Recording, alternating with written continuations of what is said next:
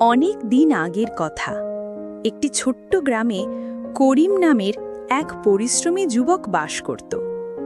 করিম খুব গরিব ছিল, কিন্তু তার মধ্যে ছিল এক অমূল্য সম্পদ, আত্মসম্মান। সে প্রতিদিন ক্ষেত খামারে কাজ করত, কষ্ট করে হলেও পরিবারের মুখে অন্ন তুলে দিত। গ্রামের অনেকেই তাকে উপহাস করত, এই করিম কোনো দিন বড় লোক হতে পারবে না।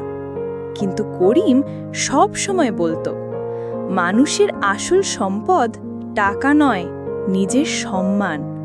অন্যায় করে ধনী হওয়ার চেয়ে সৎ পথে গরিব থাকাই ভালো। একদিন গ্রামের এক ধনী ব্যবসায়ী করিমকে ডেকে বলল, শোনো করিম, আমার গুদামে চুরি করা জিনিস লুকাতে হবে। তুমি যদি সাহায্য করো, তোমাকে আমি অনেক টাকা দেব।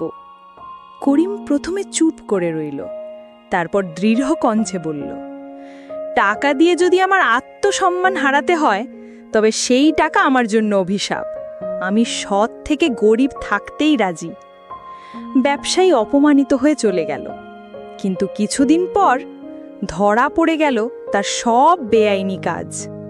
গ্রামবাসী তখন বুঝতে পারল, করিমের সততা আর আত্মসম্মানই তাকে সবার কাছে সম্মানিত করেছে। দিন কেটে গেল, করিম নিজের শ্রম আর সততার উপর ভর করে একদিন গ্রামের অন্যতম সেরা কৃষক হয়ে উঠল।